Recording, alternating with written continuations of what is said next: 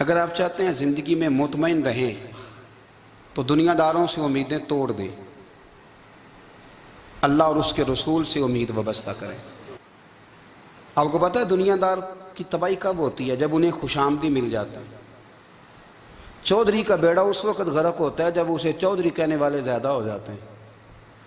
سیٹھ صاحب اور نواب صاحب بیچارے تباہ تب ہوتے ہیں بھولے پن میں، جب ان کے دائیں بائیں ریلا ہوتا ہے سیٹھ صاحب کہنے کا۔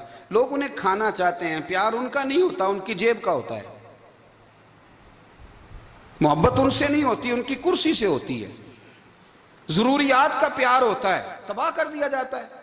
ہماری ساری توقعات دنیا داروں سے وابستہ ہو گئی ہیں۔ ناراض نہ ہونا، پیروں نے، مولویوں نے، درویشوں نے، انہوں نے بھی سیٹھ رکھے ہوئے جلسوں کی صدارت کرانے کے لیے۔ یعنی مذہبی جلسہ ہے، اس میں بہت زبردست پڑھے لکھے صاحب تقوی عالم کا خطاب ہے، اور کی صدارت وہ بندہ کر رہا ہے جس نے عشاء کی نماز بھی نہیں پڑھی۔ وہ بندہ صدارت کر رہا ہے، کیوں؟ اس لیے کہ اس نے لاکھ روپیہ دیا ہے محفل میں۔ خدا را دنیا داروں سے امیدیں چھوڑ دیں، ورنہ آپ کمزور پڑ جائیں گے، آپ کی امیدیں ٹوٹیں گی۔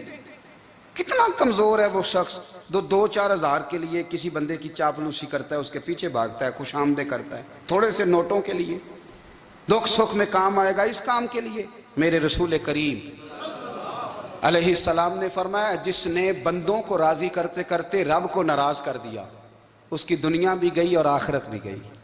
اور فرمایا جس نے بندوں کی پرواہ نہیں کی، اللہ کو راضی کیا، فرمایا اگر رب راضی ہو گیا تو لوگوں کے دلوں میں بھی محبت پیدا فرما دے گا۔ کیا ضرورت ہے خوشامد کرنا دنیا داروں کی، سیٹوں کی، نوابوں کی؟ آپ کو اگر خوشامد کرنی ہے تو پھر آپ کو ساری زندگی کرنی ہے۔ پھر ان کو بھی پتہ ہوتا ہے کہ تعلق کس بنیاد پر ہے، اس میں کبھی بھی خلوص پیدا نہیں ہوتا۔ آپ بے چین رہتے ہیں، بے قرار رہتے ہیں، آپ کو تکلیف رہتی ہے ہمیشہ۔ کبھی بھی دنیا داروں سے امیدیں وابستہ نہ کریں۔ ایک بات سنیں بڑی شاندار، امام غزالی نے لکھی ہے۔ امام غزالی فرماتے ہیں کہ ہارون الرشید نہ حج کر کے واپس آیا بغداد میں، تو کونے میں حضرت بہلول دانا بیٹھے تھے۔ رش بہت تھا، مجمع بڑا تھا۔ حضرت بہلول دانا بھی سڑک کے کنارے بیٹھے تھے، تو سپاہی کہنے لگے یہاں سے اٹھ جاؤ۔ فرمانے لگے ہارون الرشید کی زمین نہیں، زمین میرے رب کی ہے، میں کیوں اٹھوں؟ وہ قریب سے گزرا تو سلام لی، تو آپ نے اس کا پروٹوکول دیکھا تو فرمانے لگے ہارون الرشید تجھ سے تگڑے تگڑے موٹے موٹے پروٹوکول میں نے لوگوں کے دیکھے ہیں، اور یہ جو تیرے دائیں بائیں آج تیرے نعرے لگا رہے ہیں، یہ پہلے ان لوگوں کے نعرے لگایا کرتے تھے، اور تھوڑا وقت گزرنے دے، جو تیرے بعد آئے گا نا، یہ سارے پھر ان کے نعرے بھی لگائیں گے۔ تو جھوٹ کی دنیا میں زندہ ہے، ان سے تو نے امیدیں وابستہ کی ہیں، یہ کل اس کے نعرے لگائیں گے۔ اس کے دل پہ بڑا اثر ہوا، گھوڑے سے اتر آیا، آگے کہنے لگا حضور آپ نے مجھے بڑی اچھی نصیحت کی ہے، میرا دل بڑا ٹھنڈا ہوا ہے، میں نے سنا ہے آپ مقروض ہیں، کچھ لوگوں کا قرض، تو مجھے کوئی حکم ہی کر دیں۔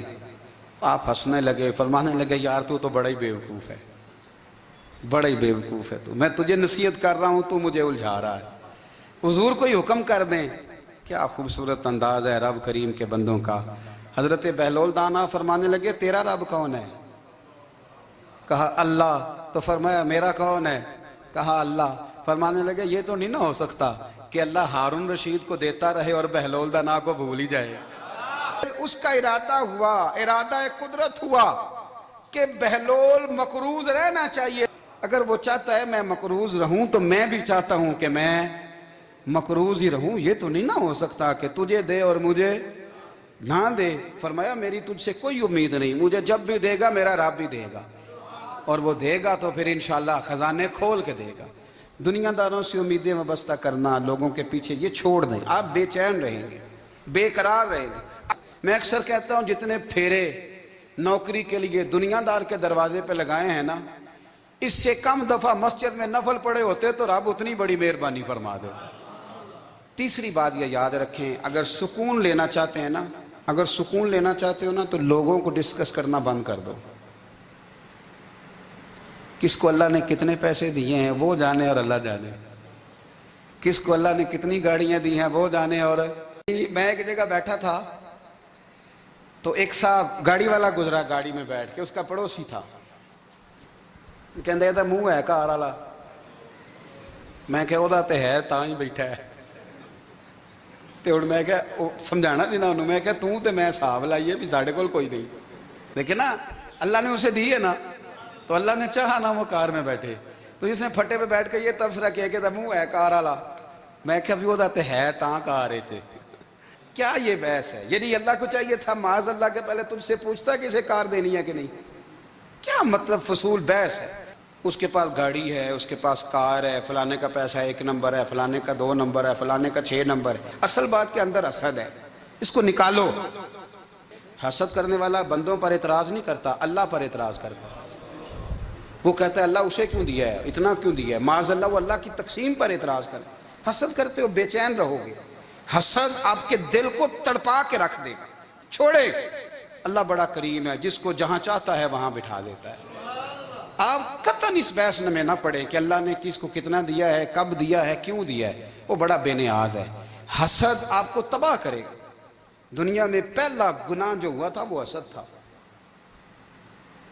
इबलीस ने हजरत आदम से हसद किया, कहने लगा मैं बेहतर हूं, सरदारी इसको मिल रही है, तो ये तो अल्लाह को पता है ना किसको देनी है।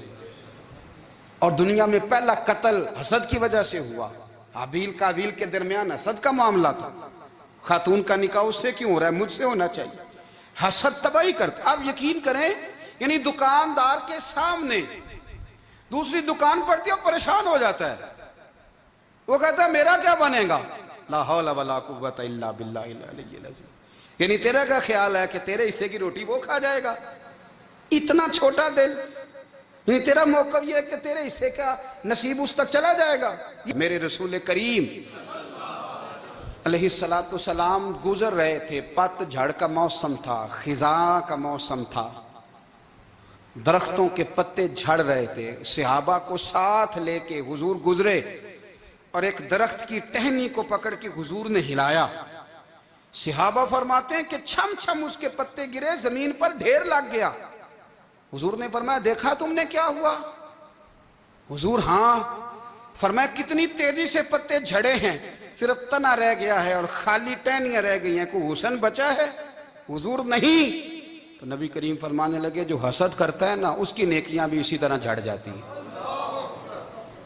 इसी तरह। और एक जगह हुजूर फरमाने लगे जिस तरह राख लकड़ी को आग खा जाती है, जिस तरह लकड़ी को आग, जब आग खा जाए तो फिर लकड़ी को लकड़ी नहीं कहा जाता, राख कहा जाता है। तो हुजूर अलैहिस्सलातु सलाम फरमाने लगे जिस तरह आग लकड़ी को खा जाती है, फरमाया इसी तरह हसद नेकियों को खा जाता है। कभी भी हसद नहीं करें, अल्लाह की तक़सीम है, जिसको चाहे जब चाहे जितना चाहे अता करे। और चौथी बात मेरे भाई, कभी भी बुग़्ज़ ना पैदा करें। बुग़्ज़ वाले लोग बेसुकून रहते हैं। बहुत सारी कमज़ोरियाँ हमारे अंदर होती हैं ना, फिर अल्लाह हमारी रोज़ी तो नहीं ना बंद फरमाता। ये तो नहीं कहता कि ज़मीन से निकल जाओ। अगर यही वाला मामला हो जो हमारा है कि शादी पे इसने मेरे साथ बुरा सलूक किया था, अब सारी ज़िंदगी बुग़्ज़ रखना है। अगर यही मामला फरिश्ते अल्लाह की बारगाह में कहें कि या अल्लाह इसने फ़लाने दिन शराब पी थी, अब इसको ज़मीन में नहीं रहने देना, निज़ाम ज़िंदगी चलेगा।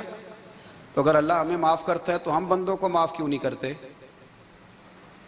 आप यकीन करें, इतनी लंबी अदावतें, इतना लंबा हसद, इतना लंबा बुग़्ज़, इतना लंबा। हदीस मैंने पढ़ी, मैं हैरान रह गया।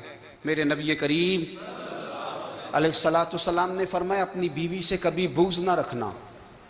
अगर उसकी एक बात नापसंद हो तो उसे छोड़ के वो बात देखो जो तुम्हें पसंद है। मैं इस हदीस को पढ़ के सोचने लगा कि क्या बीवी का भी बुग़्ज़ रखते हैं लोग? अब हुजूर ने कहा है तो इसका मतलब है लोग बीवी का बुग़्ज़ भी रखते हैं। अब इस पर इस्तदलाल करके मुझे कहना पड़ेगा कि ससुराल वालों का बुग़्ज़ भी रखते हैं। कहना पड़ेगा कि भाई के ससुराल वालों से भी बुग़्ज़ रखते। इस हदीस की रोशनी में मैं समझा कि लोग भाभी का बुग़्ज़ भी बुग़्ज़ रखते हैं। बुग़्ज़, वरना आदतें तो हमारी भी कई बुरी होती हैं। अगर आदत एक वजह बने इख्तलाफ की तो आदतें तो हमारी भी कई बुरी हैं, लेकिन हम अपनी बुरी आदतों समेत अपने आप से प्यार करते हैं। और सामने वाले की एक भी आदत बुरी हो तो उससे बुग़्ज़ रखते हैं। बुग़्ज़ ना पैदा करें। मेरे नबी पाक अलैहिस्सलातु सलाम ने फरमाया कुछ चीज़ें तुम्हें तुम्हारे दीन को मूंड डालेंगी, तबाह कर देंगी, काट देंगी। हुजूर कौन सी? फरमाया हसद, तकब्बुर और बुग़्ज़, ये तुम्हारे दीन को तबाह कर दे। हम बेचैन इसलिए हैं कि हमने बहुत सारे लोगों का बुग़्ज़ पाला हुआ है, और हर फील्ड में सियासतदान ने सियासतदान का, ज़ातियात पर उतर के बात करते हैं, मुअज़्ज़ज़ तरीन लोग, ताजर ने ताजर का, इल्ला माशाअल्लाह बाज़ जगह पे अहले इल्म भी एक दूसरे से अदावत रखते हैं। खुदारा दिल रब करीम के आने का ठिकाना है, ये साफ होगा तो इसमें रब रसूल के जलवे होंगे। अगर इसमें अदावत हो, इसमें बुग़्ज़ हो, इसमें कीना हो, निफाक हो, सुने मेरे रसूल करीम हज़रत अबू बकर सिद्दीक़ रज़ी अल्लाह ताला अन्हु कहते हैं मैं रो ही पड़ा। मक्का फ़तह हुआ ना, तो इकरमा बिन अबू जहल ने पैगाम भेजा कि मैं ना कलमा पढ़ने के लिए आ रहा हूँ। वह कहते हैं जब वो आने लगा ना, तो नबी पाक ने हम सबको बुलाया, हम हाजिर खिदमत हुए। तो हुजूर फरमाने लगे कि उसके बाप ने ना बड़ा जुल्म किया है हमारे साथ, अबू जहल ने बड़ा सताया है, बड़ी तकलीफ़ दी है। आप मुझे बतलाएं कि वो एक दफ़ा किसी शादी पे बहस होती है बीवी के भाई के साथ, फिर सारी ज़िंदगी उस बेचारे को माफ़ी, वो 10 दफ़ा घर आता है माफ़ी मांगने पर सवाल ही नहीं पैदा होता। मैं ओ हो मुझे ही कह दिया, यानी फिर मैं मुझे ही कह दिया आपने, और मेरी शान में बेअदबी, और फिर मैं माफ़ कर दूं? तौबा तौबा तौबा, ये कैसे हो सकता है? मेरी नाक नीची हो जाएगी, और आपने मुझे कह दिया, सवाल ही नहीं पैदा होता। और ये रोना मैं अक्सर होता हूँ कि शादी वाले दिन दामाद साहब का ज़्यादा दिमाग ख़राब होता है। जब छोटी साली की शादी होती है ना, उस दिन इसको बुखार चढ़ता है, कोई इसको कान में कहता है तेरी इज्जत नहीं कर दे, उस दिन इसका दिमाग ख़राब हो जाता है, बच्चे उठा के निकल आता है। वो बेचारा ससुर मिन्नतें कर रहा होता है कि तेरी मेहरबानी आ जा, ये इज़्ज़त करा रहा है। तो मैंने कहा एहतजाज करके जो इज़्ज़त कराई जाती है वो इज़्ज़त नहीं होती। हाँ, यहाँ मांग के इज़्ज़त लेते हैं लोग, या एहतजाज की कोई इज़्ज़त है? आपके अंदर कमालात इतने हों कि आपकी इज़्ज़त करने को दिल चाहे, यानी मज़ा आए, यानी लुत्फ़ आए, यानी आप दूर बैठे हों तो किसी का दिल करे आपको स्टेज पे बुलाने के लिए।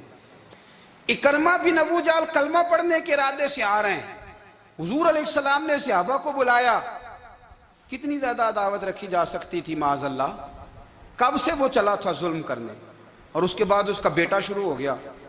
कितनी बातें थी जो ना काबिले माफी थी, पर करीम रसूल ने हमें बतलाया है कि सुकून वाली जिंदगी कहते किसको है।